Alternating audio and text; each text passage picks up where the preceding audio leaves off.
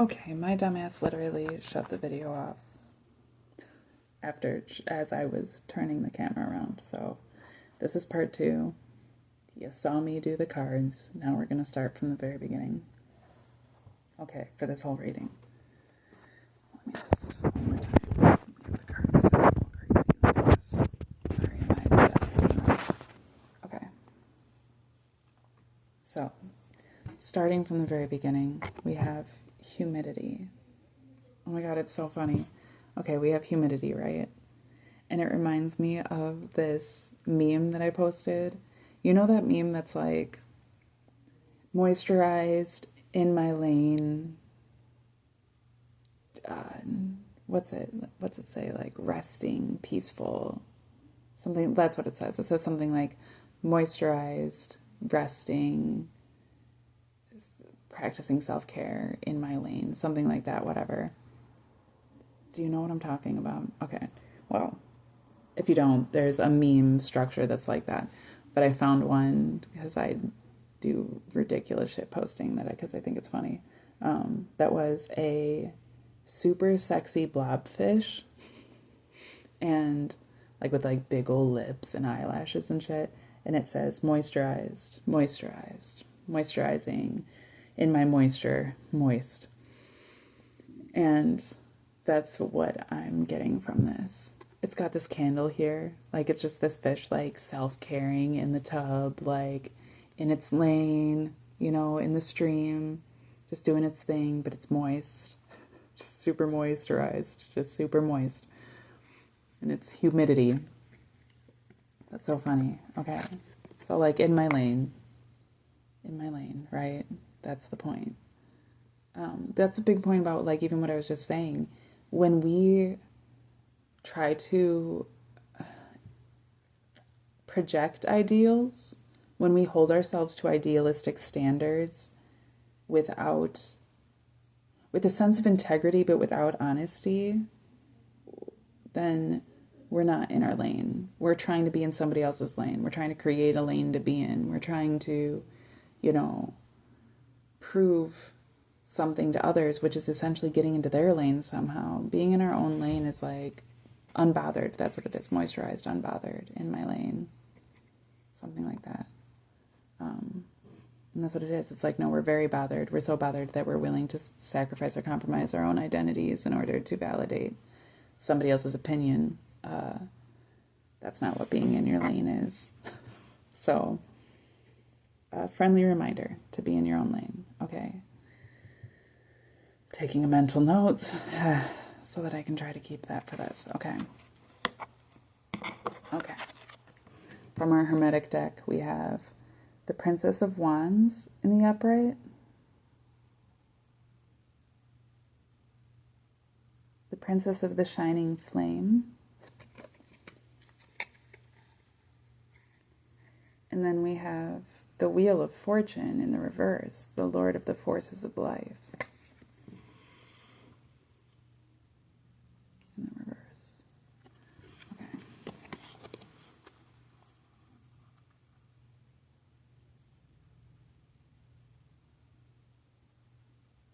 I got the Wheel of Fortune in reverse this morning when I was having a particularly hard time.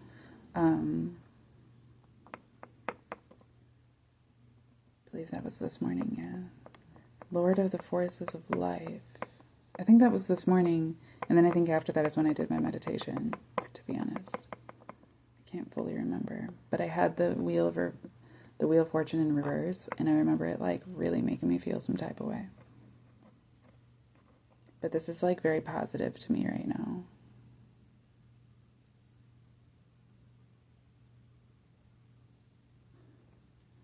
I read, so, interestingly,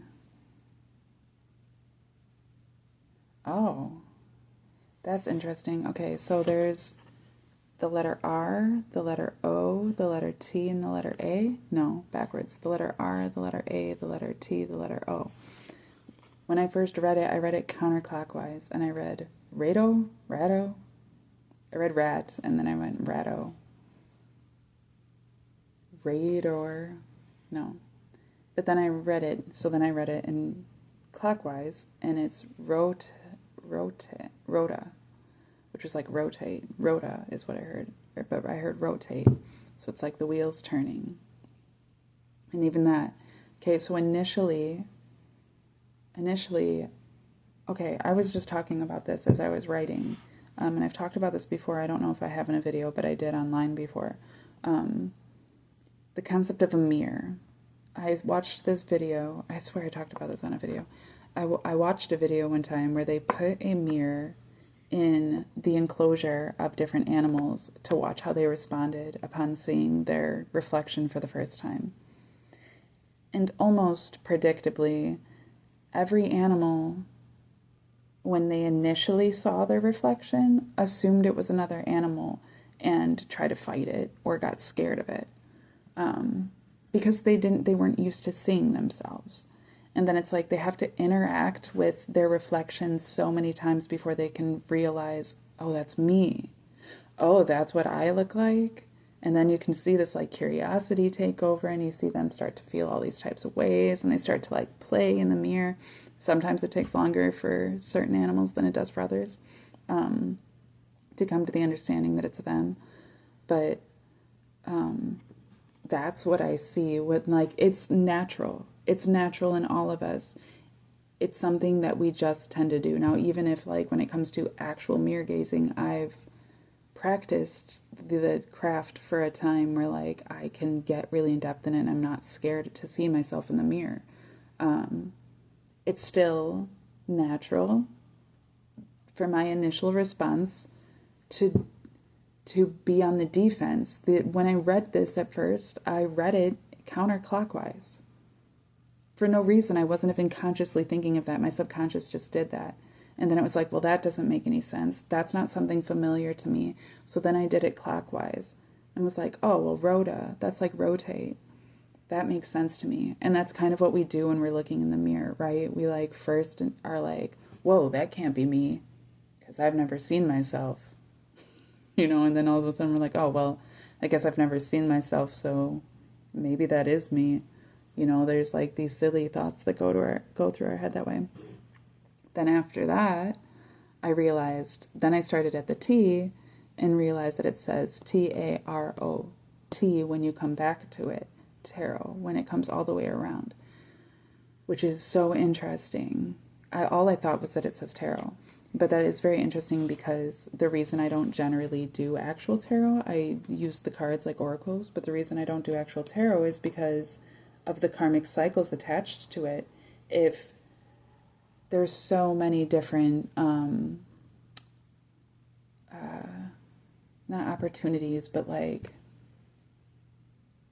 there's so many different perspectives that could be read from. And like, obviously it would help to have an actual specific individual that you're communicating with in order to do an actual tarot reading, because you're able to work with their energy as well. That's also why I do oracles. And I think that was the weird thing this morning was that, like, for no reason, and I've never done that, but for no reason, like, my brain just started wanting to read the tarot, like tarot, which, like, I don't even know or do. So that was weird. But part of that is like because of the karmic cycle. Like as soon as I caught myself doing that, I was like, hold on, this isn't even me. Like this energy is all off. This isn't who I am. This isn't the energy I want to be right now. And I remember being real shitty and then, deciding that I was going to post the video anyways and then getting myself ready. And as I was getting myself together, I was able to like start releasing some of that energy that just wasn't mine and those concepts that just weren't truly reflective of who I really am. I mean, it's that same thing where like, you could start a karmic cycle where now you're fighting with yourself in the mirror, and upon realizing that it's you, now you hate yourself because you're like, oh my God, I look like this, I do this. We're like, now you've created a portal of negativity that you've fallen into, and there's a whole cycle to move through that, right? Through the looking glass, like Alice in Wonderland. It was all a matter of perspective because she went through this process of a warped perception because she was staring into the looking glass so deeply that she fell into it. And it was like a rabbit hole. And it brought her through all of these different emotions and all of these different concepts and all of these different metaphors for different perspectives that we can take on. And she had to go all the way through it in order to come back out on the other side. And there was all this terror and concern that maybe she wouldn't even come out on the other side, right? Those processes can be terribly important, but they're not always fully necessary. It's about being aware of yourself enough that even if you don't recognize yourself at first, you know yourself enough that upon moving through those less than aligned experiences, you can be like, you know what? This isn't me. I don't like this. This isn't resonating with me. This isn't in alignment with me. I'm going to move in a different direction. And do it as many times as you need to, right? Erot, at or,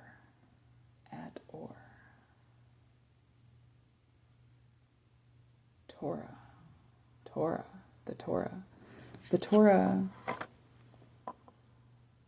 is, well, and what I was just thinking is like that about it being in the reverse too, before I go into the Torah, that with it being still tarot, is that like,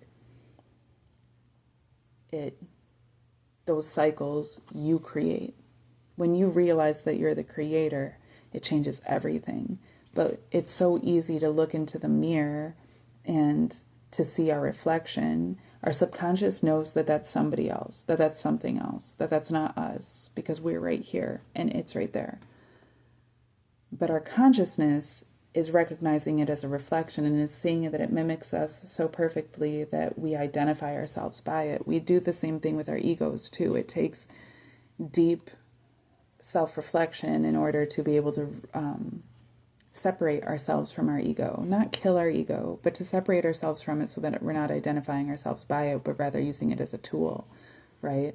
That's the same thing with tarot. Like, that's why, you have to be extremely cautious, because if you're using it, if you're trying to identify yourself by those things, you can very easily fall into cycles that aren't meant for you, timelines that just aren't resonating with you. That was my whole issue this morning, where I was like, I'm on the wrong timeline right now, which, like, in general, on and off, I can feel when I am, but like, that one was really trying to get me. I don't know what that was. I don't know where it came from. I don't care. To be honest, I don't need to necessarily, at least at this point. It was just important that I know myself enough to move out of those things. And so then Torah is the first 5 books that are in the canonized Holy Bible, but they're actually like the Torah is like the main structure for a lot of Judaism, a lot of Judaic beliefs. Like, how do I put it? Because I'm not Jewish, so, but the Torah is like where the commandments and stuff are, and where like the history of Moses and Abraham, those types of things are, which are like super fundamental to Judaism. So like getting to the core of who you are, but also getting to the core of like even just your concepts and of themselves. There's this duality in that way, and like even in this card you can see that it like has this sense of duality, like to like a double-edged sword, but then it also has this sense of like all-encompassingness, which is essentially how it works. If we go back to our history and if we go to our most fundamental standards for our beliefs, those things not only guide us, but they also bring us back, right? Those are the things that came before us. So it's where we came from, and which speaks in of ourselves. Like, I can't separate myself from my ancestors. But that doesn't mean that I have to carry their curses the same way. I can choose to do something different. And by me choosing to do something different, I'm actually forcing them in a different timeline to do something different as well. I mean, it's incredible how it works, but like that's just the nature of these dimensions in the way that they intertwine.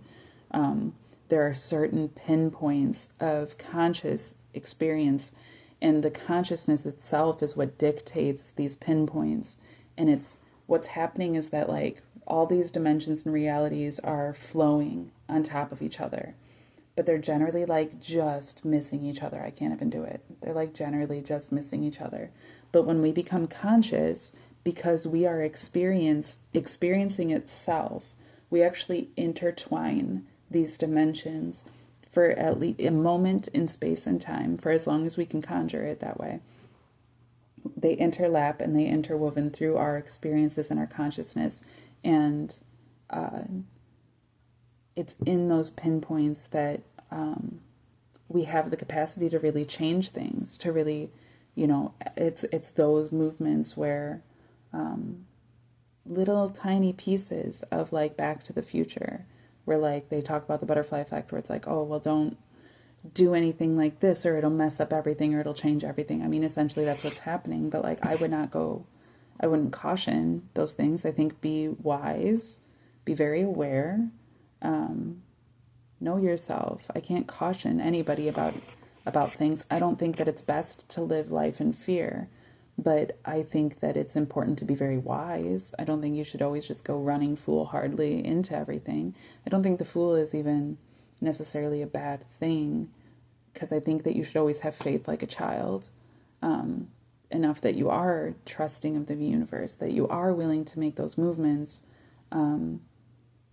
It's a balance though, and that's the crazy thing about our capacity to be able to experience this reality, is that not only do we have our consciousness, which is actively receiving, we also have our subconscious, which is actively receiving what we aren't consciously receiving.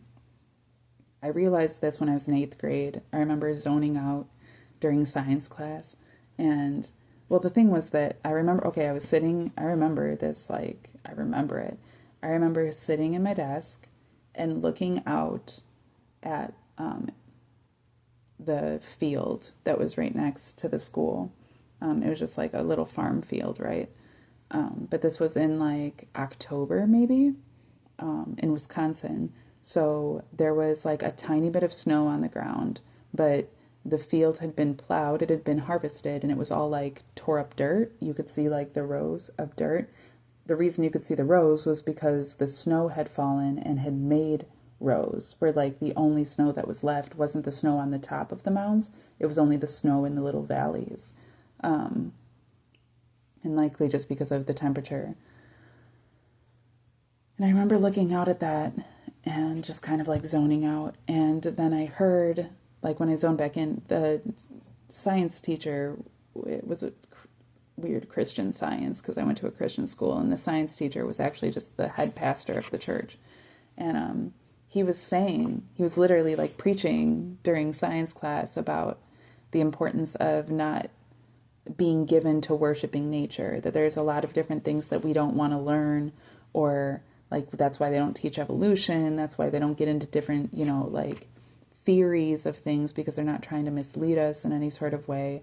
They really like want to keep us from any sort of nature worship, because nature is essentially the devil. Like he was saying, like not that it's not that it's the devil, but that it's demonic in the sense that nature is like, according to this Christian belief, is separate from God the Father. God the Father is in heaven. We're here on earth, which is where Satan has his foothold. That's where Satan has his throne. And and like in the normal Wheel of Fortune, you have the devil on it, And that's kind of part of that depiction. You also have the snake next to it. So that's the concept that, in Buddhism, they have samsara. In a lot of different religions, you have earth kind of depicting hell in some sort of way. And it's kind of like, coming out of these circles of hell. And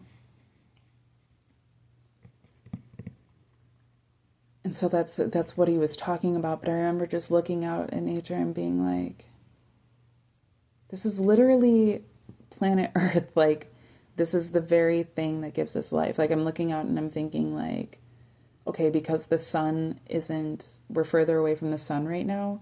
Like, all of the plants are dying. Like, everything's cold and bitter. And like, it's the sun, it's the earth, it's the water, it's like the air that we breathe. All of those things put together are what give us the capacity for life. And how could you possibly damn that? Like, why? We're talking about God's creation.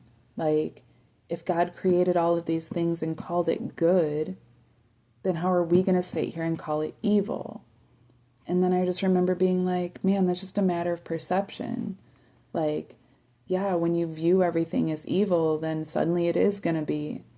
But if you view it as good, it's good then. You can make anything good.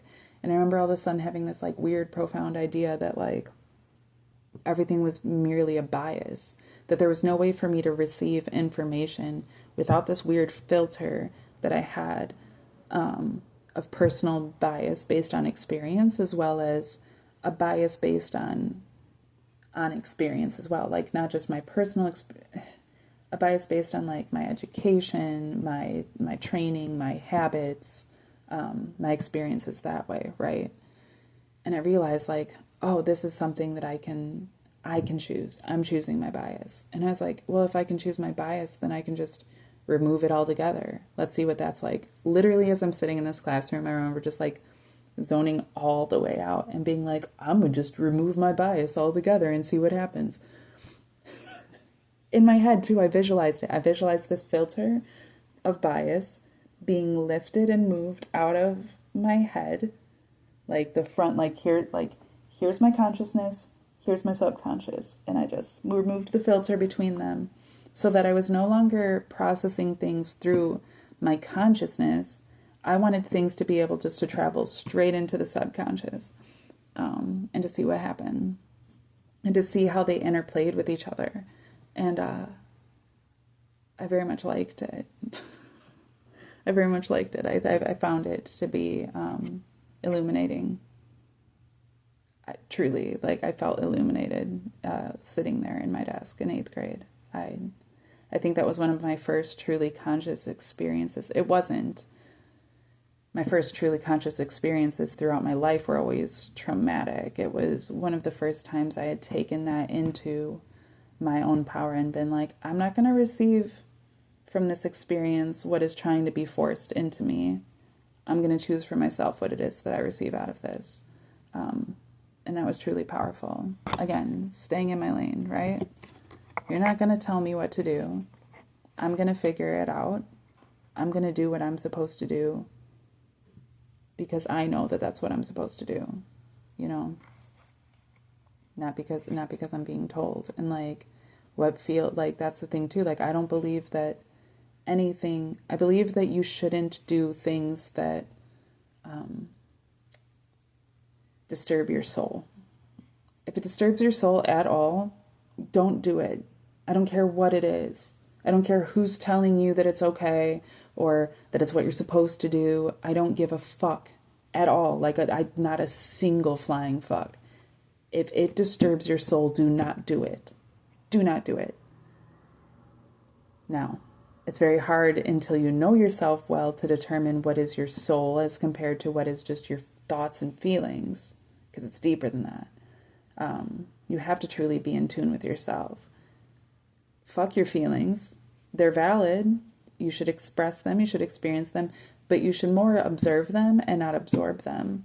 They're a form of natural expression. They're a way that we learn. They're a tool. But don't identify yourself by them. The same for your thoughts. observe them, don't absorb them. You can use them as a tool to guide you, to direct you, to help make your choices, but ultimately everything should be coming from not just the heart, from deeper than that, from the gut. This is where your soul's at, right in there.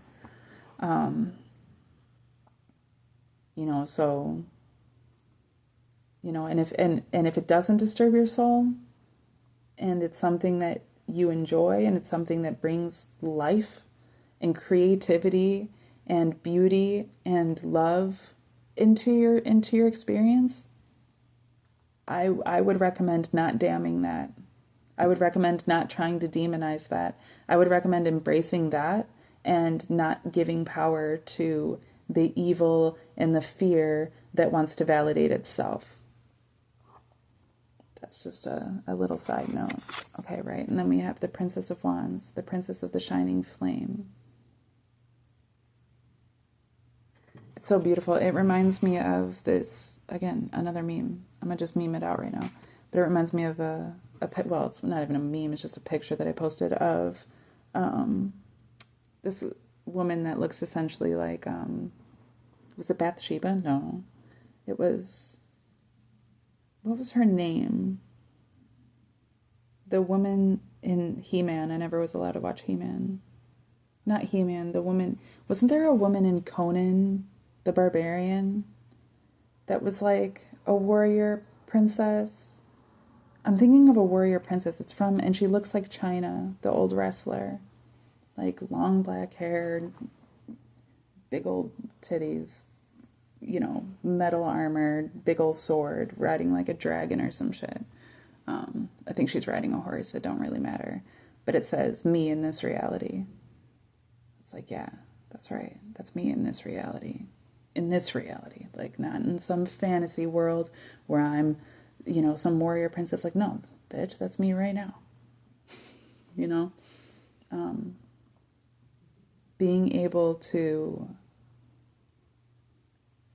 see yourself in the best light.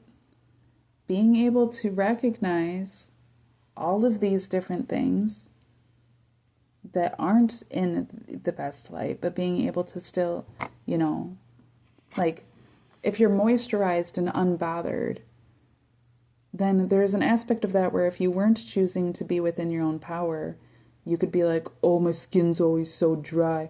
My throat's always so dry. I'm always so dehydrated.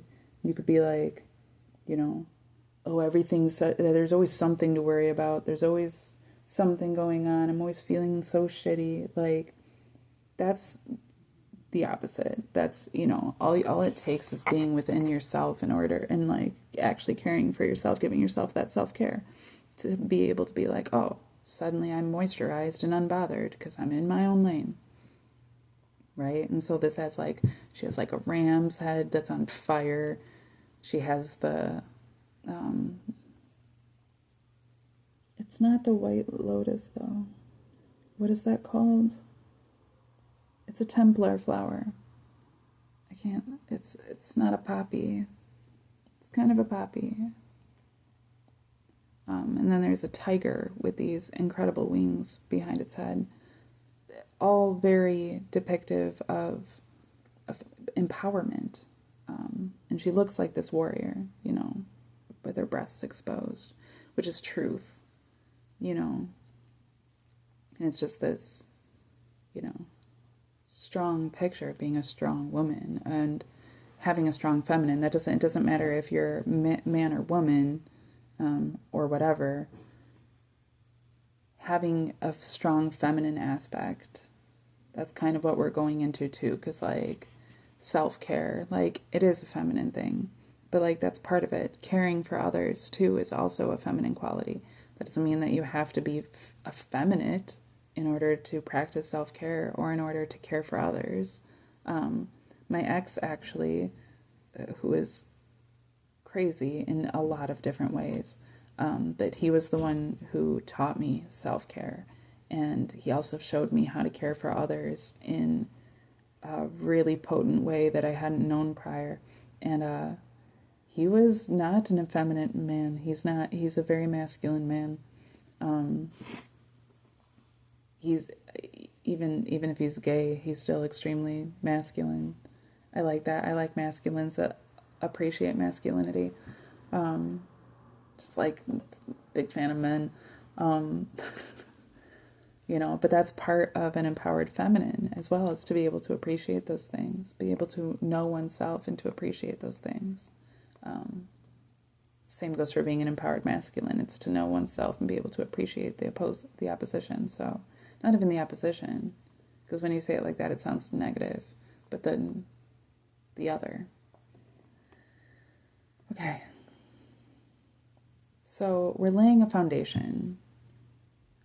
We've already determined that we're going to care for ourselves. We're going to stay in our lane. We're going to do what we know to do for ourselves.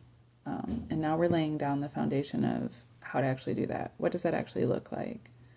Okay, like this is how I want to see myself. Like I've always struggled with my weight.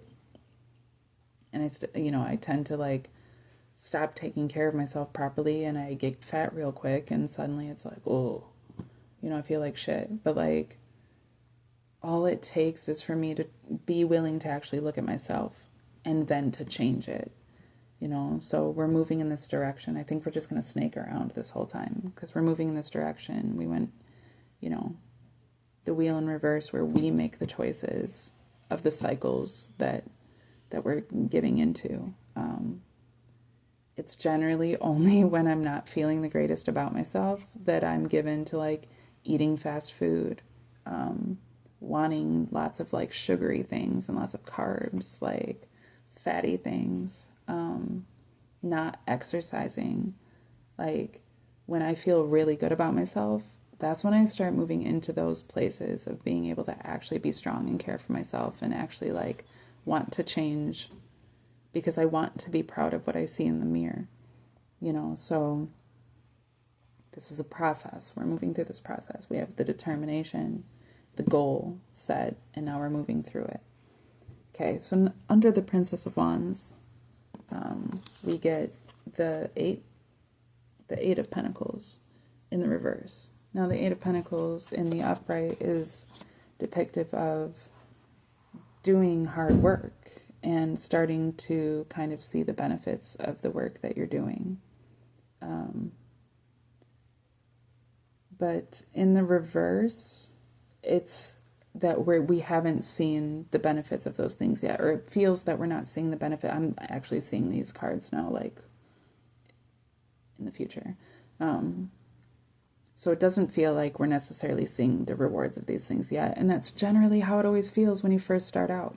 It's these small little changes that you add to your life. It's small little ways that you choose to start thinking, that you choose to start speaking, that you choose to start feeling, that end up truly changing your life, like your whole entire life. But it always starts off so small and seemingly insignificant. It takes consistency in order to build on those strengths. And before you know it, you look back and you're like, wow, it's already been 2 years and I'm significantly better off for those changes that I made. But it does take consistency, which is why the next card that we have is Temperance in the upright. Right? It's all about that consistency. It's not, you don't need to see your work right away. Like, if you notice in the Eight of Pentacles, like, he's carving these pentacles. So like and then he has them hung up next to him. So it's like every time that he accomplishes something, he's able to see this reward right away. That's great. But we're talking about something deeper than just the material. We're talking about something that you likely aren't going to be able to immediately notice and recognize right away. However, you're to remain in your power through this process of waiting. And the way that like the cards are set, I'll show you the way the cards are set, is that the Hermetic cards are these holographic tarot are, both of these are depictive of this. Both of these are depictive of this. So we're talking about not seeing physically the work that's being, we know that the work is being done, but we're not seeing the completion of those things. It doesn't seem like we're seeing the completion of those things, but it's continuing to do those things, trusting, just being patient, trusting as we move into, well, this is the Ace of Pentacles in the reverse. So as we move into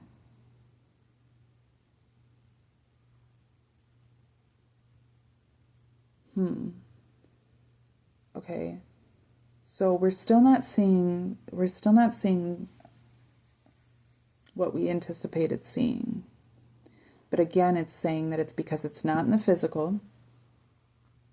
It's not in the physical more than anything. It's still the Ace of Pentacles, but it's not in the physical. Okay, so maybe we're anticipating a very specific type of abundance. Money, a new house, a new job, you know, the perfect partner, you know, whatever those ideas are in our heads. It's not that it isn't going to be those things, but that those things come after we go through this process of being able to get into our lane. If those things are truly for us, and those are the best things for us, they are in our lane. That's what our lane is. That's the where we're headed. You know, we're headed down the stream in order to end up into the ocean where everything just spreads out for us and it's just an abundance of all of the things that we could ever want. However, this is a process of going down this stream, and in order to get to that point, it requires us to behave a certain way. Because there's a lot going on within this stream of consciousness. That's what we're talking about, remember. We're not talking about the physicality of reality. We're not talking about, you know, so make sure you get the right job. Make sure that you know, don't get the red car. Like, it's not like that. That's something different. That's surface level. Those things, you know, affect things. They do. But what affects things more than anything, or what the actual importance of things are, or what it is that we're actually headed into, isn't this physical reality. We're not talking about the earth, you know, and I think that that's what that pastor was trying to get at in that science class, where he was talking about, you know, something deeper, that there's something deeper, and to caution to not get caught up in, you know, the physicality of things, because it's very misleading. That's fair. That's fair. There's probably, like how I just put it, would have been a better way to put it. But you can't do that to 8th graders in a Christian school, right? Got to brainwash them. Can't just let them think for themselves. Can't let them find that process themselves. They don't get to be in their own lane. They got to be in your determined lane. And it's a predetermined lane, by the way. It's a lane that was determined even before these scriptures were written. By a God we don't fully understand yet. But we know it's not this one. And that's all fair and good. You know, even as I'm saying these things, I'm literally, as I'm saying them, realizing that there's aspects of myself that are reflective of those same mindsets. Maybe in part because I was trained that way. But again, I also think some of it just comes naturally. I think a lot of it is just, that's human nature. And there's always this duality. There's always this both thing happening where, you know, you can receive it this way or you can receive it that way, kind of like removing the bias from the conscious to the subconscious. But there's something even greater than that, which is the power to alchemize what is divided into two into one singularity. And to see all things as good and all things as opportunity. Okay, so we're moving from that. We're snaking. Okay, so now we're moving from that down into, golly, there's so many pentacles and they're all in the reverse. Okay, so we have the Queen of Pentacles in the reverse. Normally the Queen of Pentacles would, what's the word I'm thinking of? I keep saying deflect. That's not deflect. It would depict. Deflect. Okay, so the Queen of Pentacles is like a protection method. The Queen of Pentacles is a depiction of being quite comfortable in one's own physical abundance. That one feels safe and protected. However, okay, so in the reverse, it's like We're not talking about it's moving away from the the idealization of material abundance for one's own protection or sustainment. It's so hard to do because we live in a society that's so entirely based on surface level, material, unsustainable, momentary contentment and sufficient. Sufficient? That's not a word. What suffices? Sufficient?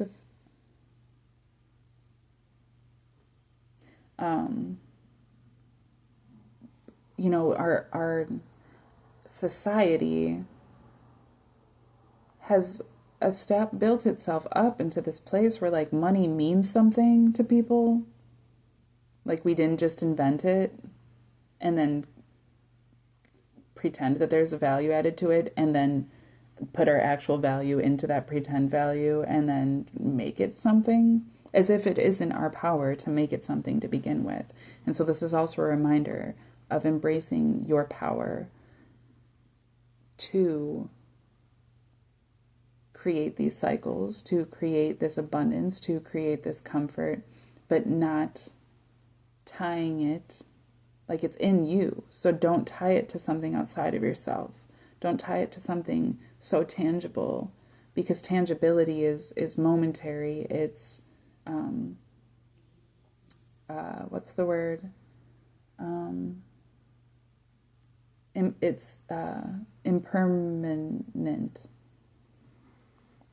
You know, what's important is the things that are sustainable, which isn't tangibility, which isn't surface material valued objects or status is, you know, it's something so much deeper than that. And whatever that is for you, it's up to you to determine. Okay, so then we move into the King of Pentacles in the upright. Okay, he's in the upright. Yay. Not that it matters. See? Do you see how based I am? Not based. That's not even based. That's the other thing. That's cringe. To be so transfixed on material wealth. Not just money, but having things that make me comfortable. Being able to, you know, my concept of self-expression. And I've moved away from this a lot. I recognize that this was something I was struggling with and have continued in this process, but this is definitely a reminder that I'm not there yet. That this is just part of the process, because I used to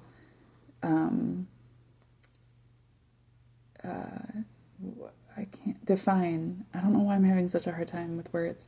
I used to define my self-expression by my physical appearance and by my skill set, which I think is quite common to do. I felt like if I wasn't dressed in a way that expressed my preferences, that I wasn't able to express myself properly, accurately, honestly. And I didn't like that limiting feeling where it's like, okay, because I was feeling that way back when my mom was still dressing me. She dressed me until I was like 10 to 12. She started letting me dress myself, but she would still like choose if it was, she like didn't like me wearing clashing colored clothes, which is something I always wanted to do. Like I always had these like different ideas for these different outfits and all these different styles and stuff I wanted to try out, and she didn't let me do that until I was in like 8th grade. So I was like 13 when I got to like start dressing how I wanted. But at the same time, I was also going to Christian school that entire time, so I always had a dress code. So I wasn't actually able to wear whatever I wanted. And then even after that, my parents still were very strict, and like I wasn't able to just dress however I wanted until I was 18 and an adult, and then I started dressing like a slut out of pure rebellion. It wasn't even because that's how I really wanted to dress in those, a little bit, a little bit, but like mostly it was just a cop out, you know. I mean, don't get me wrong, I like dressing like an absolute whore, I do, but for different reasons, and just not the way that I was going about it back then. So, you know, I used to determine my self-expression by my appearance. And I remember when I first like started growing out my hair and decided I wasn't going to dye it anymore. Well, I mean, I kind of have gone through that process multiple times of growing my hair out and then going through phases where I cut it and dye it and do all these things with it, which I don't mind. I'd rather, at this point, rather just wear wigs, but the point is that, like, it's great to express yourself and to have your own style and to be able to do all those things, but when you start identifying yourself by those things, it can become unhealthy really quick, where suddenly, you know, like this card, I get all positive about it, but it's not even like that. This card is depictive of somebody being extremely comfortable and confident in the kingdom that they've established for themselves, right? But what that's leading into is the strength in reverse, and also, hold on, sorry, because of the way I have these cards, the Four of Wands in reverse. When you get too comfortable with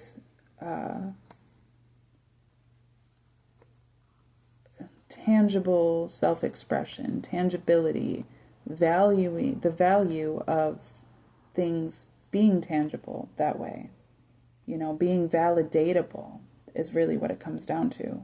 Now you're actually valuing yourself by the capacity to be validated. And that's a very unhealthy place to be and a very unsafe place to be, for the fact that you're no longer doing it for yourself. You're expecting this external resource, whatever that may be, to give you your strength, to give you your sense of stability, to give you, you know, this sense of comfort, to give you this sense of celebration. And what that is, what you're doing when you're waiting on somebody else to validate those things for you, or for society to validate those things for you, or for even just your own capacity to look in the mirror and be like, yeah, this is what I want to look like, to validate you, you are giving your power away. You're absolutely giving your power away to something that isn't truly you. Because, I mean, face it, you could get in a car accident tomorrow and burst into flames, and they could save you, and now you have no skin left. And now you have to go through a whole process of not being able to dress however you want or look however you want, because you don't live and look like you anymore. You could lose your limbs in the process and not be able to do the things that you normally would do. You could, you know, become a complete vegetable and not be able to do anything, you know. But like, people that have woken up from comas say that they could hear that entire time. They could process things. Their brains were still functioning.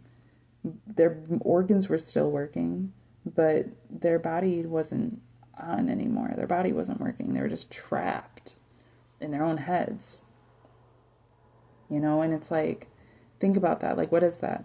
When somebody is on life support, what we consider them, how we determine that they're still alive, is just a tiny little blip of electromagnetic energy. That's it. That's what we are. It's a tiny, tiny fraction of a measurable force of energy, wrapped up in all of this other shit that we love to identify ourselves by, but that is not us. Those are gifts given for us to be able to know ourselves, just as much as experience itself is a gift given to the universe for it to be able to experience itself. It's very important that we don't value ourselves by these things, that we appreciate these things, that we value these things for what they are, that we accept them as valuable gifts and make the most of them, but not that we determine our value by them.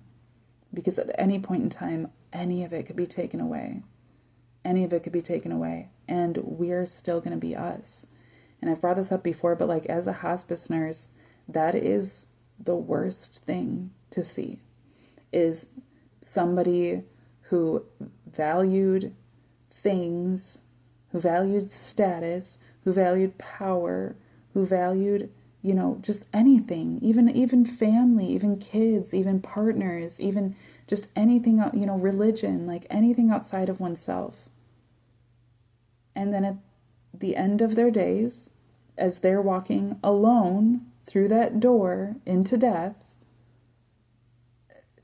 to be filled with fear and uncertainty because they didn't know who they were. They were running from that the whole time. They had identified themselves by all of these other things that made it very easy to feel comfortable in one's own skin, but never were they comfortable in one's own self, in one's own soul, right? That's also the importance of being in one's own lane. That's what it means. It's not just being moisturized. It's not just being unbothered. There we're talking about a physicality and an emotionality. It's not just that. It's not just being, you know, in one's own lane in the sense of the intellectualism. It's a soul contentment with oneself as a blip of energy that exists in a world filled with blips of energy. That's all anything is. That's all anything is. That's all this mug is. It's just like a fraction of energy serving a purpose. That's all this light is. That's all anything is. You know, and so to separate ourselves so much from that, that we start to feel like a king on a throne in a giant kingdom, like we're so great when everything else is below us, like we're missing it. We're missing it. We're missing ourselves in that. Okay. Now lastly, we have this row.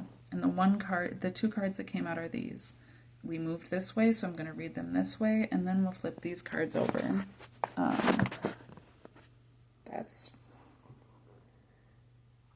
That's the way I'm getting it. Okay, so first we have the 9 of coins. And the way that these are set up, because it's a pyramid, the way that these are set up is that this card that we don't know and the 9 of coins are connected to the 4 of wands in the reverse. But the 9 of coins is also connected to the strength card in reverse. Okay, so the 9 of coins in the upright is the comfortability with one's own pentacles. But it's not really to the point of the queen where it's like, I feel like I can do anything. I'm super protected. Because like the Queen of Pentacles is like, has her own kingdom. She's the one that's comfortable in the castle. It's not that. We're not in a castle. We're not on a throne. We're in a garden. We're in a vineyard at a ripe period. Our harvest is coming in. So it's kind of like, if you start a business, the initial step in that process, the initial first however long, often several years, if not more, of that business is generally investment only. Rarely are you actually going to see much return that isn't, and you're not even going to see a return. All of it should be being invested back into the business if you're really trying to make a successful business and not just wasting a bunch of money on a hobby where you're pretending to make money when you're really just spending it, right? You have to look at it like an investment. And that investment comes back as a return in the form of, now I have an established business. That takes years usually. But once you have an established business, it's then that you can actually drive that business forward in order to actually make a living off of it, in order to actually, have something to show for it. And so where we're at with this is we can look and be like, okay, we've created a successful business. We're not in the Queen of Pentacles, which would be actually making gains in that way, being able to sit back and just let the money come in. We're not there yet. But we are in a place of being able to be like, I can see the return on my investments. I can see that it's actually doing something. And I remember, as much as we've been, this one's in the upright, it's more just as a positive note that we can see that reflection. But every other pentacle thus far, except the king, which was a negative.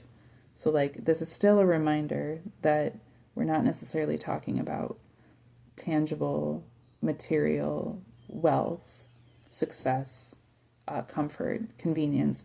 We're talking about not just emotional or intellectual either, but like this soul contentment, right? This is the point of becoming self-actualized. That's what this card stands for, is being self-actualized. It's as far as this reading is concerned, in this position at least. And in that, so like, we have it's in between Strength in reverse and the Four of Wands in reverse. So where an arrogance had led or could potentially lead to a lack of confidence and security, doing the right work, as long as we've been following this path, we're going down this stream. It felt that way for a minute, but now we're seeing that doing this work is leading us into a state of contentment. No, we're not fully satisfied, right? Like we haven't, we can't claim entire success yet, but that we can claim success. We can claim some satisfaction. We can claim that like we have contentment. We can look and see that the work is being done and that things are moving forward in a good direction. It makes me want to go back. Okay, so I'm going to go back to this card that wasn't turned over. And it's the Empress.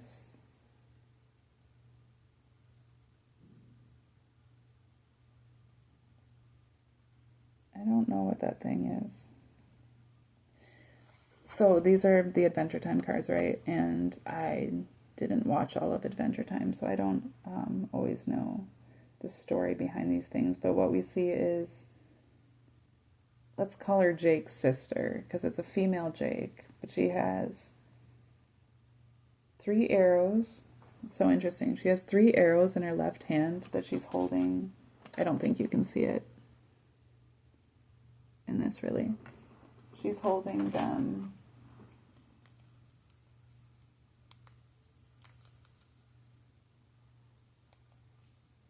like this, right? To make that shape, like that, okay?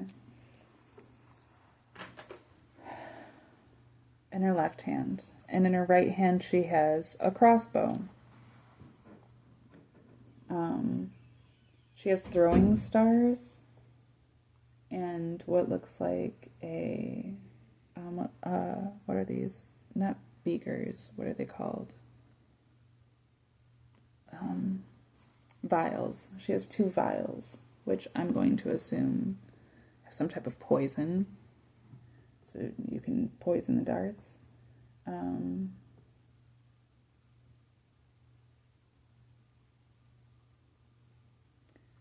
Oh, and one of the arrows is pointed. This is like really deep. These cards are wild.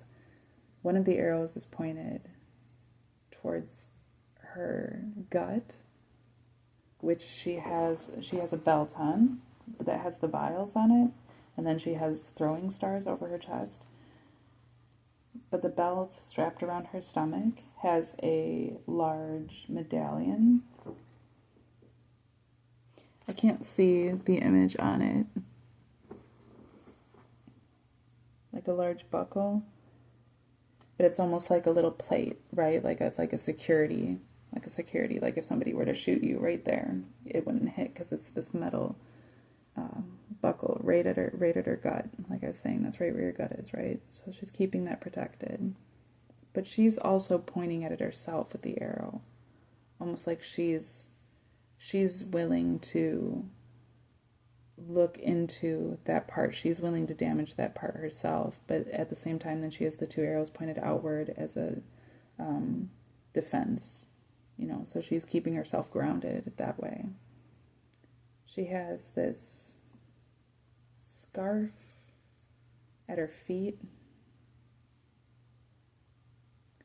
She has a ribbon. That's so funny. I have my ribbon, but she has a white ribbon that's like kind of on her lap, falling down this bed.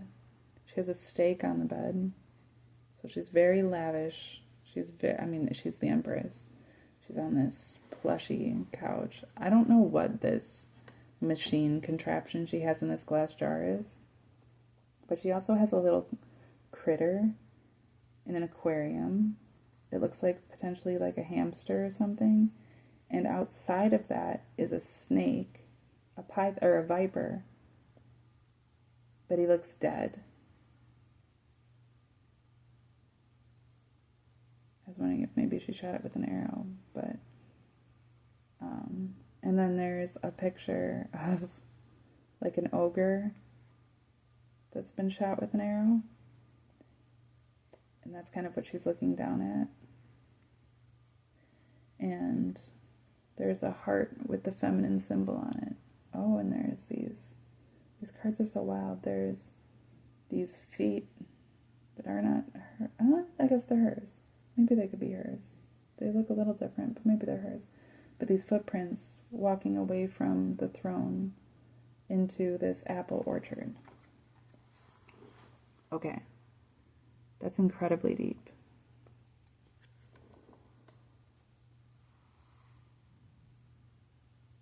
I can't even remember if the card came out in reverse, but I'm putting in the upright right now, so it is what it is.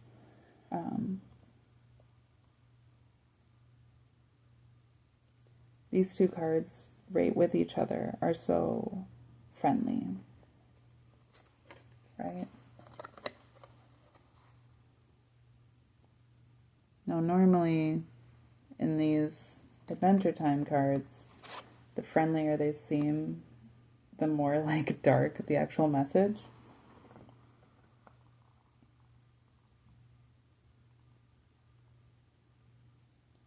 But I'm not getting that right now. I'm getting something just positive, and I'm getting like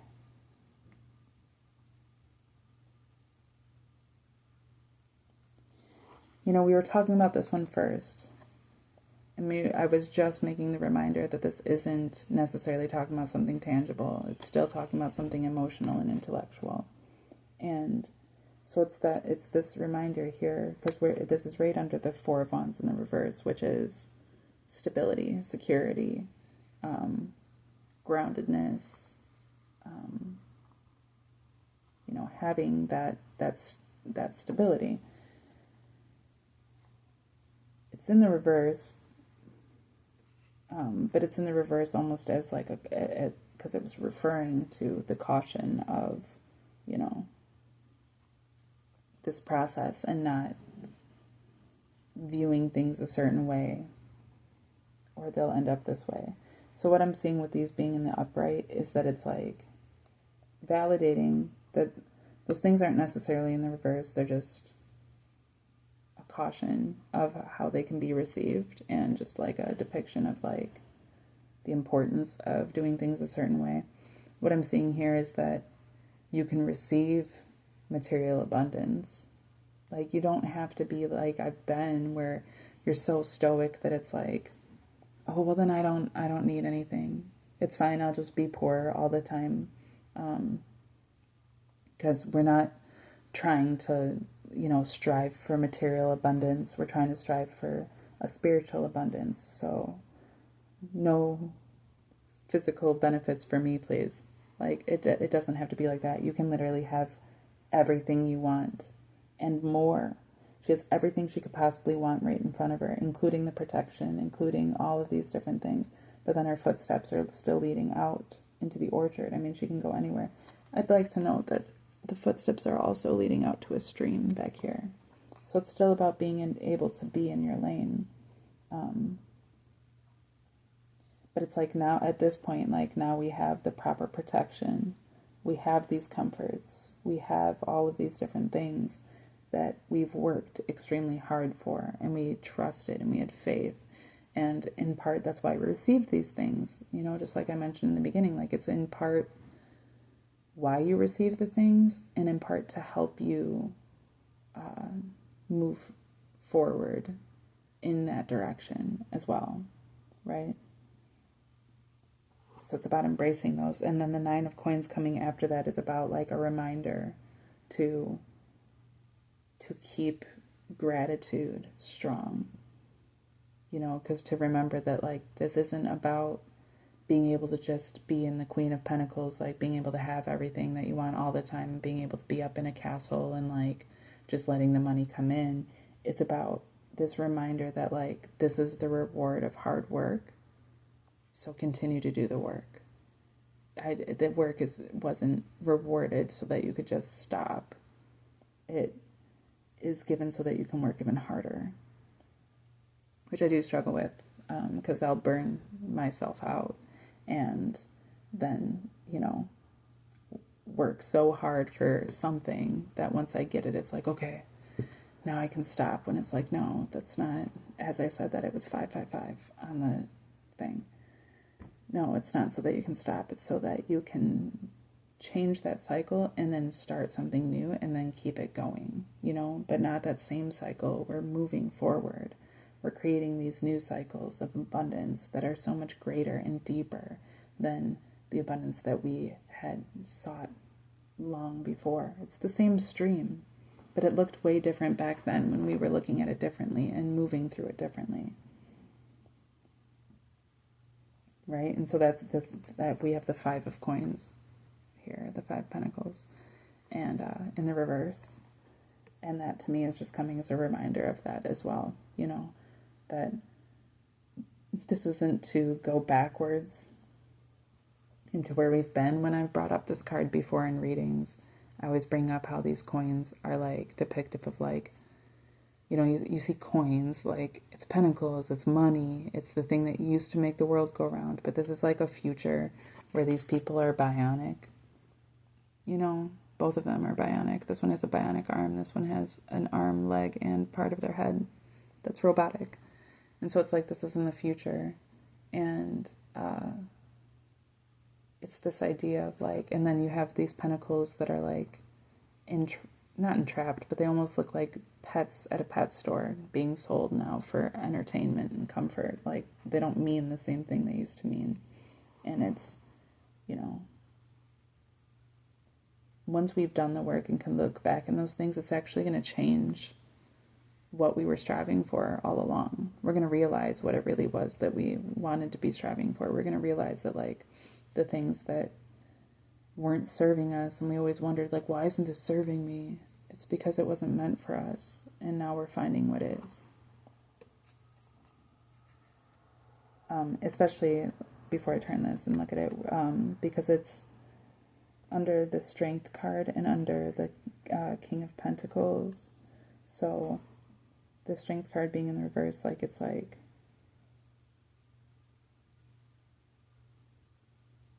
the things are different now. So it's like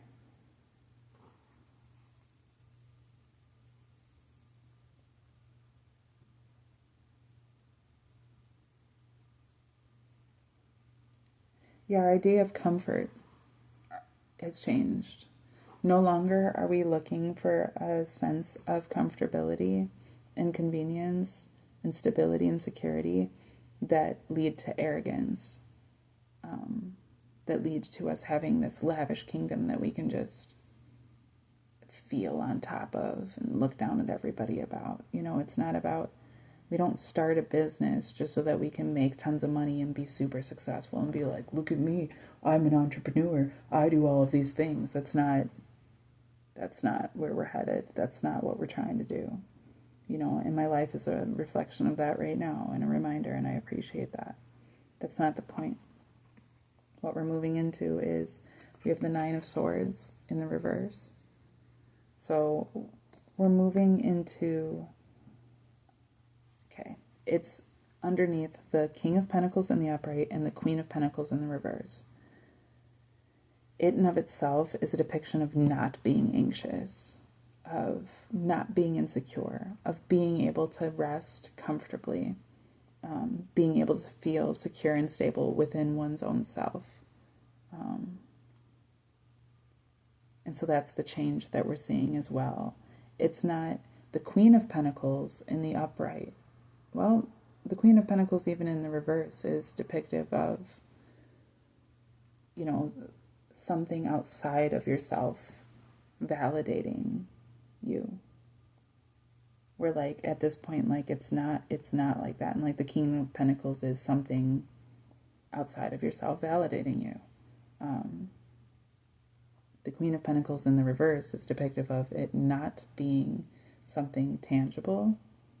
And the King of Pentacles is in the upright is saying like it is something tangible. But what we're seeing is that like it isn't, that's because it isn't one or the other. It's something deeper. Like I said, it isn't, you know, there's always this duality that's going on. And even as I'm saying that, like, right, like I said, there's always a duality going on. There's always a balance between, you know, this cup and this cup. But what's really going on between this cup and this cup is that they're just tools being used to pass the water of life through.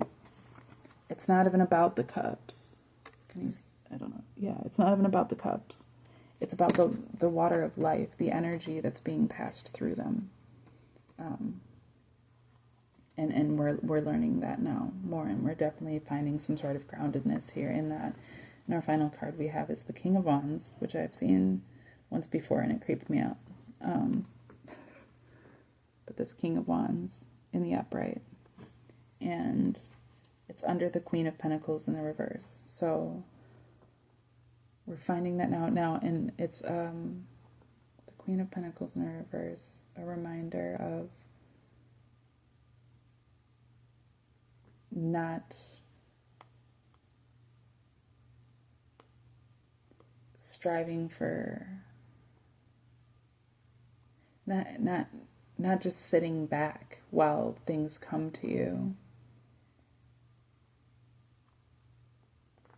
I mean, the King of Wands is like the master of one's own craft. But he is sitting on a throne. So it's like through this whole process, we've learned, like, first we were like just one tiny fish swimming along a stream, and the best that we had was to light a candle to feel some self-care. And then we were in this, you know, which was great, just to be able to recognize ourselves that way. But then we moved into this warrior position where it's like now we're having to do this active work, and we're like sacrificing ourselves just to protect ourselves, right? And then like now we're hard at work, like actively crafting things and not seeing this reward in it, you know. And then we're moving through this position into now, you know, we've been in this sort of rest, but we've been processing things mentally, and now we've learned that we can be in a state of rest to a degree. He's sitting on his throne, but he still has his wand and he's still performing a weird magic. This one I'm seeing is positive now, despite how negative I saw it before. And so I'm just releasing the negativity that I saw before, and I'm seeing this as innately positive now.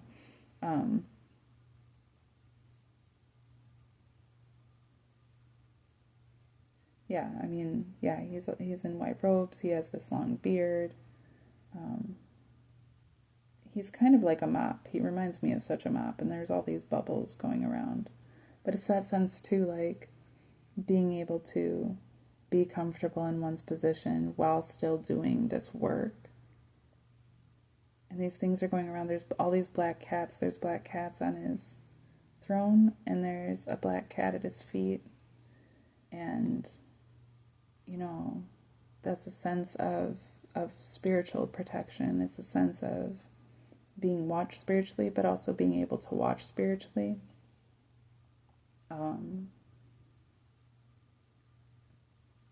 It's this idea of, yeah, like getting into one's groove and then being able to actually put out some work. And like when I was thinking of the bubbles, I was thinking of them all being these like bubbles of thought, bubbles of manifestation, like these different ideas coming up and like actually manifesting as something slow but surely.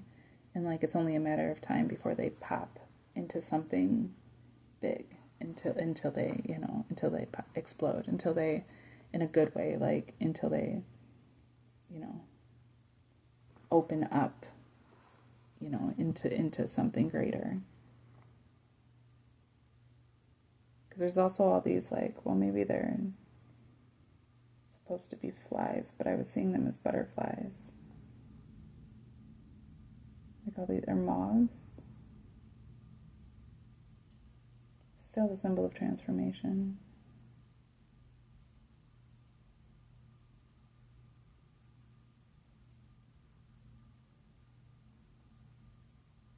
And he has these weird emerald eyes too, where emerald is like a color of abundance, especially material abundance. But they're like shaped weird, where that almost looks like there's like a tiny, tiny little hole that he's looking through. And so it's like creating a very specific vision of abundance that one's able to, like, you don't have to do all of this work anymore. All you have to do is sit and do with what you have, and everything that's meant for you will come into your reality for you to do that with.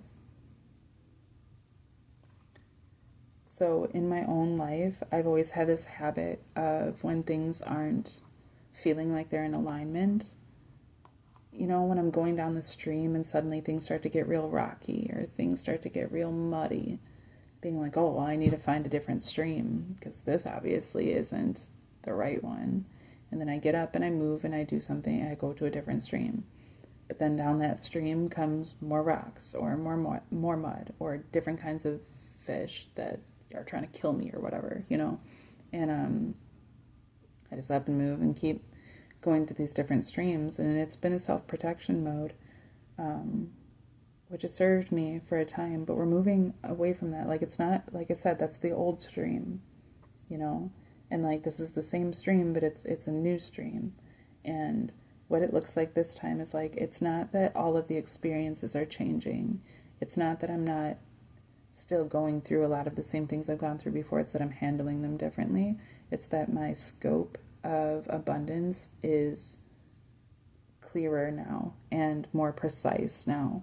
My skills are more precise. My capacity to be able to provide for myself, to not be insecure, to not be in fear and anxiety, to be confident in what it is that I'm offering, where it is that I'm moving forward, to be able to have all of this. That's where I'm at now. So it's something different, not because it's physically different, but because I am spiritually different in this process of going through it. And that's how you break curses. I mean, it takes time, but like you know, that's the thing too. You can't, every time I just kept giving up. As soon as it came to that point where it's like, I've already done all this work. Like, I've already done all this work. So where's the reward? And then immediately comes the 5 of coins in reverse. It's like, well, then I'm just going to walk away from this. As you see, like in this thing, then I'm just going to walk away. Where it's like, well, don't walk away, because then you do end up in this position where now you're all anxious and you don't know, you know, what to do. But this is in the reverse because we actually changed.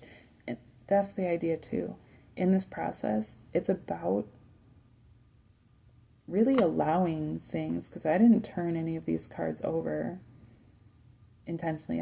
I took them as they came.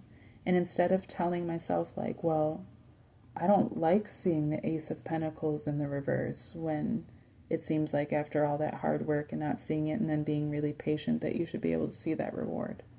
It's like, no, what is the universe trying to teach me? Because it's been trying to teach me this lesson a lot, and the fact that it keeps trying to teach me the same lesson is letting me know that I haven't learned it yet. So like, what is it that I'm missing? What is it that I'm supposed to be learning? And it's part of that. Like the cycle isn't going to change until you step into that power, and until you really like go through this process,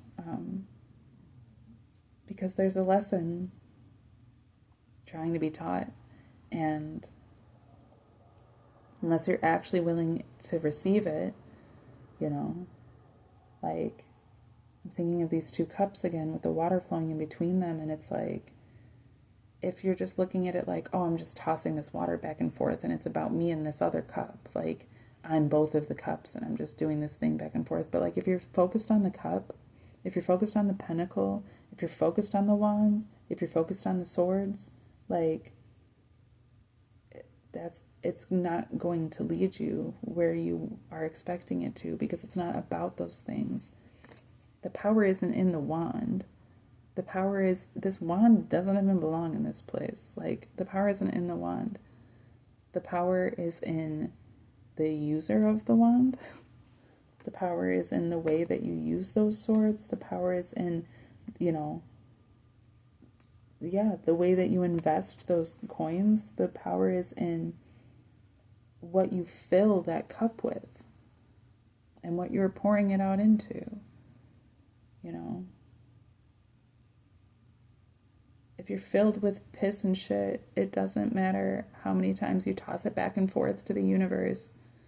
It's just going to keep giving you back piss and shit. Because that's what you're putting out, you know? And so if your idea, too, is that, like, okay, as soon as something gets uncomfortable, I just need to get up and move and change and just keep changing. I need to change this relationship. I need to change this. I need to change that. Like, you're not going to find what it is that you're looking for. And now this message is very specifically for those who it's resonated with thus far, because I'm not trying to say that there isn't changes that need to be made in certain people's lives, and just learn how to be comfortable where you're at. It's all just about alchemizing it mentally. No, there's an entire process here that took a lot of physicality in order to get to this point of spiritual benefit. But I can't look back on my past and say that all of the movements that I made were justified that way either. So it's not like I can be like, you know, no, you definitely have to change and you definitely have to move and leave that thing and do that thing. If you got to cut something out, do it. Again, this really comes back to that.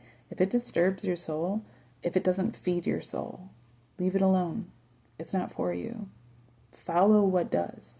But don't mistake roadblocks like rocks in the water or mud in the water for it not being the right water for you. A lot of these things are part of the process that are essential to your ultimate growth and sustainability and health and peace. And if you're not willing to go through that process, you're not going to be able to see things properly on the other side. I don't know exactly what the process looks like for you, but if you're anything like me, it'll resemble something like this. I can assume that if you're very different than me, then this process still looks like a process. And ultimately, it's still going to look like you staying in your lane, being moisturized and unbothered. And that's a big thing too, right? Being moisturized and unbothered. This is the King of Wands, and he's a mop surrounded by a whole bunch of bubbles in some sort of weird water kingdom. Talk about being moisturized and unbothered. So yeah, this was an interesting read. I really appreciate my guides, my ancestors. I appreciate the energy and capacity and opportunity to be able to read like this. I appreciate you for being here, for listening. You know, even if obviously nobody's here as I'm making these videos, it's just me. But anyone who watches these in the future, because of the way that time and space work, that little bit of an interaction is actually creating, it's bringing these dimensions together in a way. And so I actually am reading, you know, out of your energy. If this resonates with you, I am reading out of your energy prior to you even putting it out there, because your future self exists. If you are watching this right now, the person that you were just before watching this existed just as much as the person that you do now, the person that you are right now, as you're watching this, exists. And they both exist on the same main timeline. We're always on all these different timelines, right? Before you were watching this, you were on a different timeline. Now that you're watching this, you're on this timeline. However, that all exists on one universal timeline. And the way that that works is just like a mirror. When you were, because you're watching this right now, you in the future, right now, were leading you in the past to come to this and to be able to be here to watch this. You did that. You know, I always talk about like my guides and angels and ancestors and all those things, but like ultimately it's still all me, encapsulated within me, as much as all of your experiences are you and encapsulated within you. And that's the crazy thing about looking in a mirror, you know, is that it's to look into a mirror is to experience, to have an out-of-body experience. It's literally to see yourself somewhere else, outside of you. You're looking at a reflection, and if you notice when you look at your reflection and you wave your right hand, your reflection is actually waving its left. It isn't you at all. It's just mimicking you in order to allow you to know yourself. But ultimately it's an illusion, and ultimately it's a portal into other dimensions. And when you are willing to step into that without fear and to go through that process, you'll find yourself on the other side, looking back at yourself, seeing yourself from a totally different perspective, and it can change your life. Always for the better. Always for the better. Everything is always for the better. All things are good to those who love good. So if you're looking for the best, you will find it. And I'd suggest you do that when you're looking at yourself, you know? Look for the best. Always look for the best. Look for the best in others as well. But don't become deluded. Recognize that everything always has a duality. And don't become cynical that, you know, all of those negativities, as much as they may add up, is all that there is. Always recognize the best. Also, don't be delusional. There's a balance between those things. There's an importance of the ebb and flow of this stream that we're in, you know. And consider when you're fully submerged in it without, you know, when you're fully submerged in it without identifying yourself by it, you become like water, but you don't become water. You're still you, you know, but you are moisturized, unbothered, and in your lane. Moisturized, moisturized, moisturizing, in my moisture, moist. All right. Thanks for listening. Thanks for watching. I hope that this blesses you. Thanks for putting up with my last few videos where I was being super shitty. And for coming back to this. If this is your first time ever watching, great. Don't worry about those other videos I was talking about. But, you know, if you've been following this, I hope that those didn't get you down. And if they did, I hope this helps get you back up. You know, we're all in our own timelines. We're all doing our own thing, but we can all be there for each other too. And, you know, that's what I'm trying to do. Trying to do my best to just be myself. It's like to be my best, right? But this all started with me talking about how idealistic that tends to be and how ultimately dishonest that tends to be. There isn't integrity in being so idealistic. So I am trying to move away from that. You know, and again, it's a process.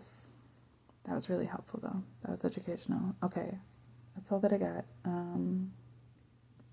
I don't know if I'll be around tomorrow or not, but I hope that whatever day you're watching this, whatever time you're watching this, that you are blessed. And yeah, that you can give yourself a little break and that you're willing to look in that mirror and see yourself from another perspective. And I hope that helps you. I love you, and I will see you soon.